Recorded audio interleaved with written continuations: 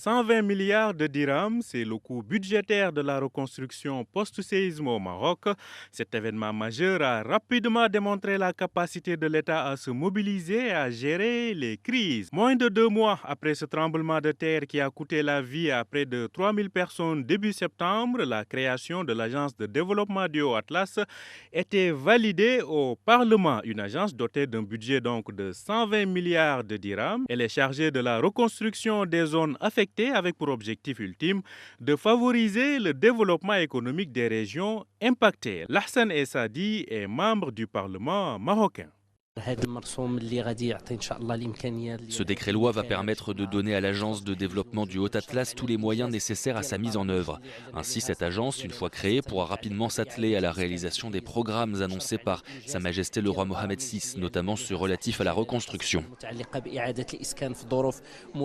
Le rayon d'action de l'Agence du Haut-Atlas concerne quelques 4,2 millions d'habitants. Au plus tard, fin 2029, l'ensemble du programme de reconstruction et de relance économique est censé être exécuté. Avec le séisme d'Al-Haouz survenu en pleine période d'élaboration de la loi de finances 2024, les priorités ont été rapidement redéfinies. L'année prochaine sera celle du début de la concrétisation des projets et cela a été facilité par la solidarité du peuple marocain, comme le rappelait l'économiste Ahmed Azira. Dans des conditions comme ça, il faut beaucoup d'argent naturellement. Alors, où trouver cet argent? Heureusement qu'il y a les Marocains. La force du Maroc, bien entendu, c'est son État, mais c'est aussi et surtout les Marocains eux-mêmes. Donc, vous avez vu le fonds qui a été institué, et ça aussi, c'est une organisation précise de la part de l'État pour éviter, bien entendu, l'éparpillement.